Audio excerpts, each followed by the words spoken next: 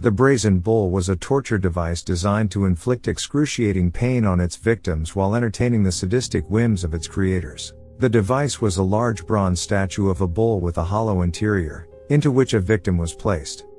A fire was then lit underneath the bull, heating the metal until the victim was slowly roasted to death. As the victim screamed in agony, the bull was designed to amplify their cries, creating the illusion that the statue was alive and bellowing like a real bull. The Brazen Bull was not only a tool of torture but also a means of public entertainment, as the wealthy and powerful would invite guests to watch as their enemies were slowly burned to death. The Brazen Bull was used in various forms throughout history, including in ancient Greece and Sicily, during the Spanish Inquisition, and in Imperial China. The device remains one of the most horrific torture devices in history, a chilling reminder of the depths of human depravity and the lengths to which people will go to satisfy their thirst for power and control. The Iron Maiden is a terrifying and gruesome medieval torture device that strikes fear into the hearts of those who learn of its existence. The device is a standing cabinet made of iron, with a door that is shaped like a woman. Victims were placed inside the cabinet and the door would be closed, impaling the victim on the long, sharp spikes that line the interior. The spikes were angled in such a way as to cause maximum pain, piercing the victim's flesh and organs in multiple places. The agony inflicted by the Iron Maiden was said to be unbearable. The device was used to extract confessions from suspected criminals and as a punishment for a variety of crimes. The origins of the Iron Maiden are shrouded in mystery, and there is debate about whether it was actually used during the medieval period or if it was a later invention.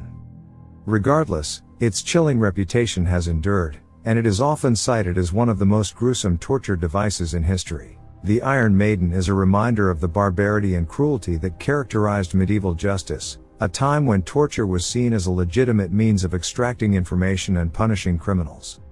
Its legacy serves as a chilling reminder of the horrors that human beings are capable of inflicting upon one another.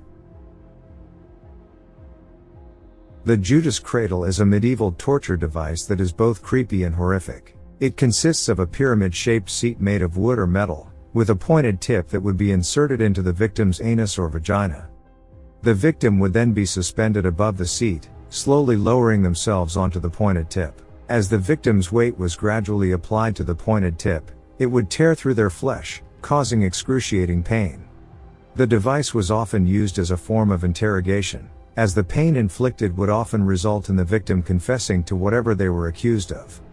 The Judas Cradle was used throughout Europe during the medieval period, and its use was not limited to criminals. It was also used to punish those accused of heresy or other religious offenses. The device was also used as a form of public spectacle, with crowds gathering to watch as the victim was slowly lowered onto the pointed tip. The Judas Cradle is a testament to the sadism and brutality that characterized medieval justice. Its legacy serves as a chilling reminder of the depths of human cruelty, and the fact that people are capable of inflicting immense pain and suffering upon one another in the name of justice or entertainment. The Spanish donkey is a gruesome and disturbing torture device from the medieval period. It consists of a wooden plank with a sharp V-shaped wedge at the center. The victim is placed on top of the plank with their legs straddling the wedge, and their feet tied to the ends of the plank. The torturer would then apply weights to the victim's feet, causing them to slowly slide down the plank and impale themselves on the sharp wedge. The wedge would cut through the victim's flesh, tearing them apart from their groin to their chest. The Spanish donkey was often used as a form of punishment or interrogation, as the pain inflicted was often enough to elicit a confession. The device was popular in Spain during the 16th and 17th centuries and was used primarily during the Spanish Inquisition.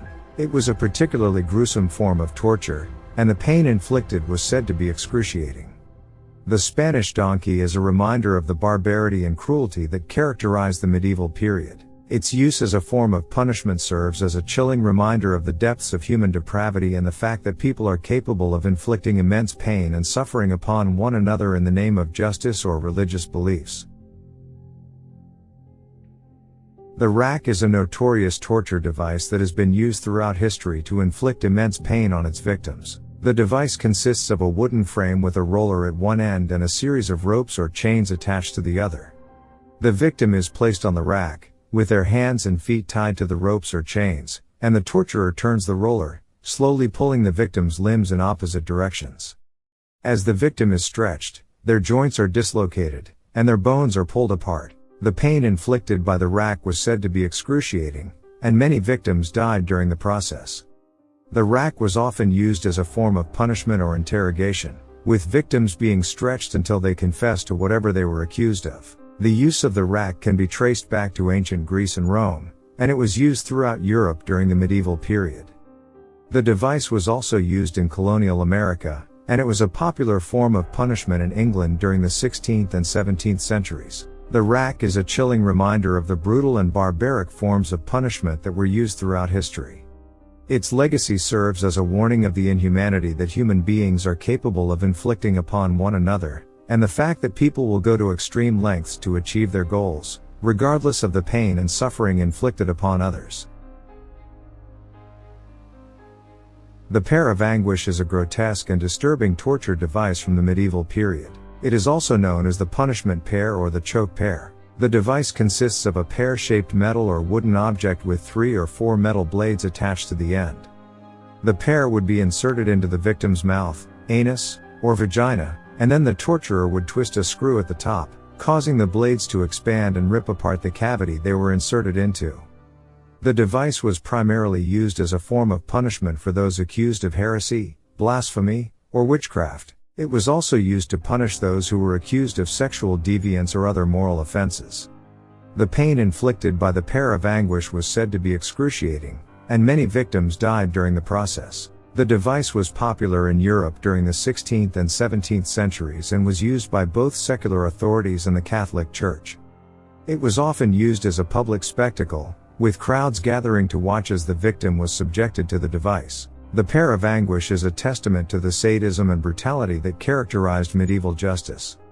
Its legacy serves as a chilling reminder of the depths of human cruelty and the fact that people are capable of inflicting immense pain and suffering upon one another in the name of justice or moral righteousness.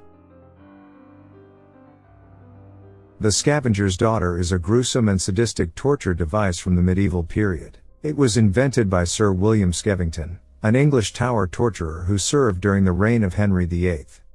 The device consists of an A-frame with a hinged iron hoop at the top and a smaller hoop at the base. The victim is forced into the smaller hoop, and the larger hoop is then slowly pressed down upon them by means of a screw mechanism.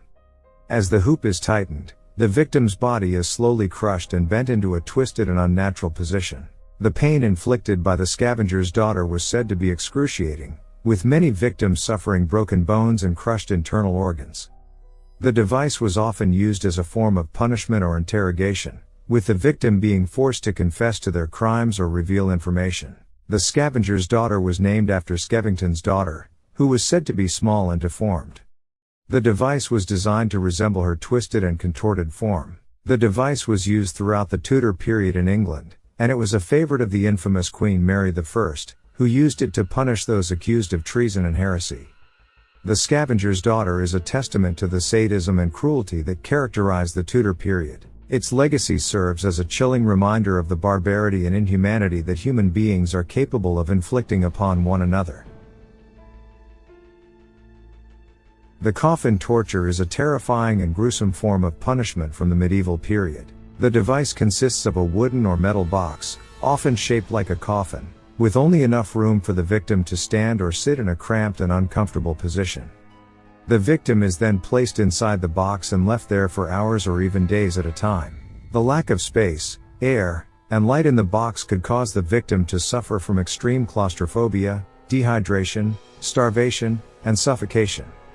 The victim's limbs would often be tied down, leaving them unable to move or stretch, and making the experience even more excruciating. The coffin torture was often used as a form of punishment for those accused of witchcraft, heresy, or blasphemy. It was also used as a means of extracting confessions or information from suspects. The prolonged isolation and sensory deprivation caused by the coffin torture often led to severe psychological trauma, leaving victims mentally scarred long after their release. The coffin torture was used throughout Europe during the medieval period, and it was often used in conjunction with other forms of torture. The device's sinister appearance and its ability to inflict long-lasting physical and psychological damage made it a favorite among sadistic torturers. The Coffin Torture serves as a chilling reminder of the inhumanity and brutality that human beings are capable of inflicting upon one another. Its legacy is a testament to the fact that people will go to extreme lengths to achieve their goals, regardless of the pain and suffering inflicted upon others. The breast ripper, also known as the Iron Spider, was a gruesome and sadistic torture device used in Europe during the Middle Ages. It was specifically designed to torture women accused of witchcraft, adultery, or heresy.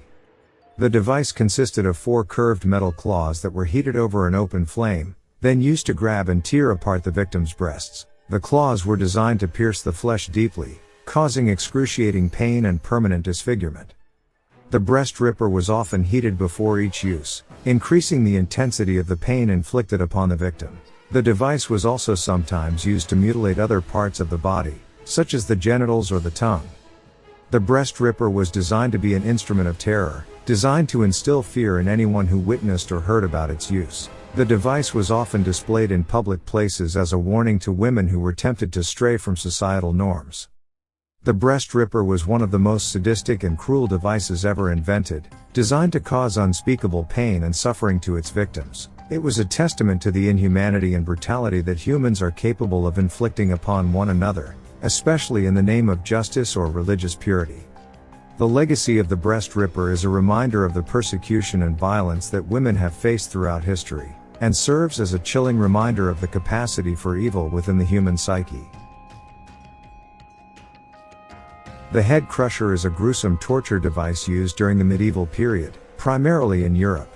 The device consisted of a metal cap that was placed over the victim's head and a large screw mechanism that was used to slowly tighten the cap, crushing the victim's skull and causing immense pain.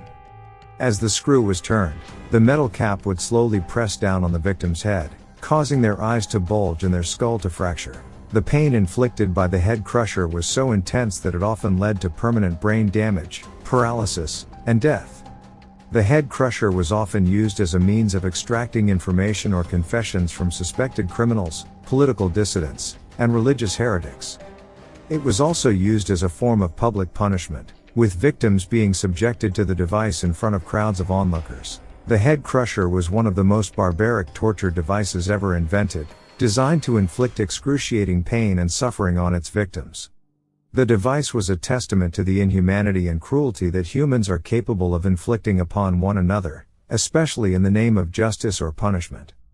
The legacy of the head crusher serves as a chilling reminder of the depravity and brutality of the human condition, and the fact that the line between justice and sadism can be a very thin one.